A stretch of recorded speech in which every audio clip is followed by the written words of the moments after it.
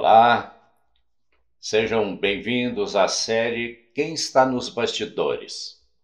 Deus ou o diabo?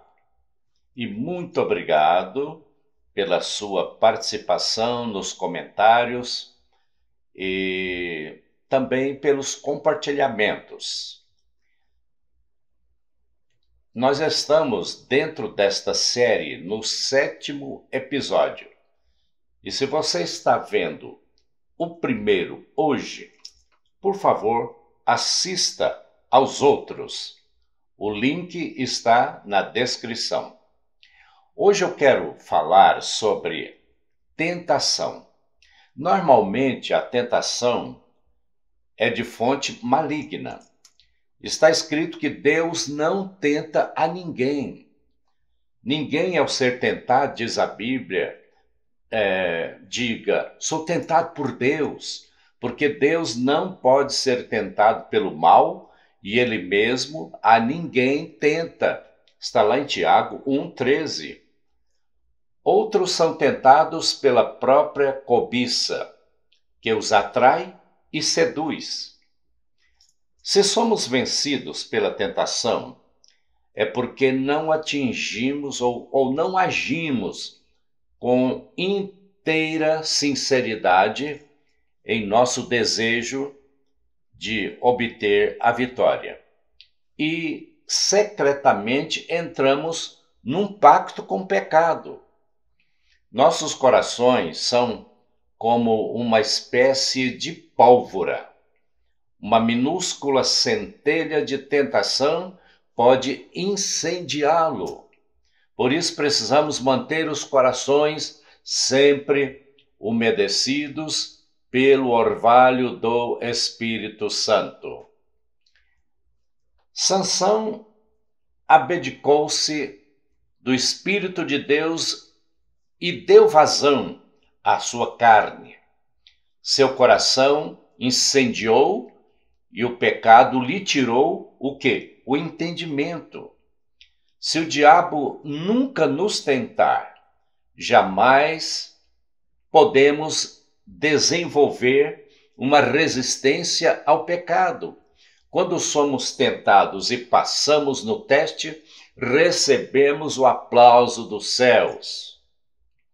Jesus, em sua tentação, disse ao diabo, está lá em Mateus 4, 10 e 11 por aí, retira-te, porque está escrito, ao Senhor teu Deus adorarás e só a ele darás culto.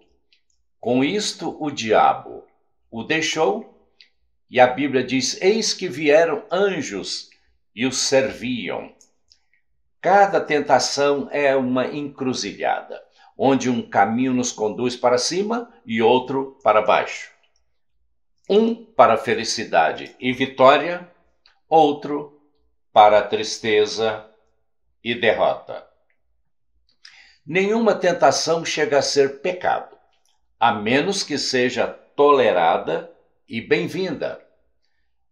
Evitar os engodos das tentações desnecessárias, representa a metade da batalha na luta contra o mal.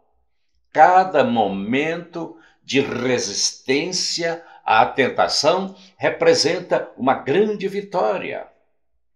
Uma coisa é ser tentado, outra coisa é cair na tentação.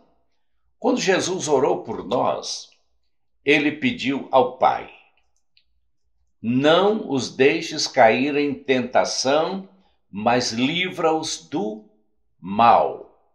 Veja que Jesus não está pedindo para não sermos tentados, mas está suplicando ao Pai que não caiamos quando formos tentados. Para os fiéis, a tentação é necessária, pois todos aqueles que estão livres da tentação não se encontram entre os eleitos de Deus. As almas mais nobres são as mais tentadas. O diabo se parece muito com um esportista, pois aprecia e muito os grandes lances. Leia a escritura de Lucas, capítulo 4, versos 1 e 2. Jesus, cheio do Espírito Santo, voltou do Jordão e foi guiado pelo mesmo Espírito, pelo Espírito Santo, ao deserto, durante 40 dias, sendo tentado pelo diabo. Que coisa incrível! Jesus estava cheio do Espírito Santo e, contudo, foi tentado. Muitas vezes a tentação assalta a um homem, principalmente quando ele está mais perto de Deus. Poucos homens experimentaram tantos conflitos com o diabo como, por exemplo, Martinho Lutero. Por quê? Porque Martinho Lutero foi um instrumento de Deus para abalar o próprio reino do inferno. Martinho Lutero mudou a história do cristianismo para sempre. Então Deus permite a tentação porque ela faz conosco o mesmo que as tempestades fazem com as grandes árvores, que cria raízes mais profundas e mais fortes. Nunca descobriremos o quanto estamos presos a Cristo e Cristo a nós, senão quando o inimigo está usando toda a sua força para nos atrair e para nos afastar de Deus. É na tentação que descobrimos o quanto estamos firmados na rocha. Não devemos encarar uma tentação fora do comum como sendo uma punição de algum pecado fora do comum. Não. Às vezes ela vem para nos conduzir a experiências fora do comum. Deus tem muitos instrumentos cortantes e lixas ásperas para o polimento de suas joias. E aqueles que ele particularmente ama e deseja tornar bem resplendentes, neles muitas vezes ele aplica esses instrumentos que está à sua disposição. Eu dou o meu testemunho, que em 50 anos de ministério, devo mais ao fogo, ao martelo e à lixa de Deus do que a qualquer outro instrumento da oficina do Senhor.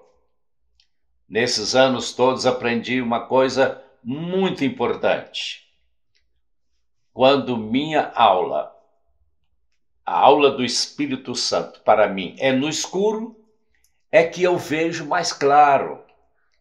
Então, quem tem uma visão de águia não teme a escuridão. Um abraço para todos e até o próximo vídeo, se Deus quiser. Deus te abençoe.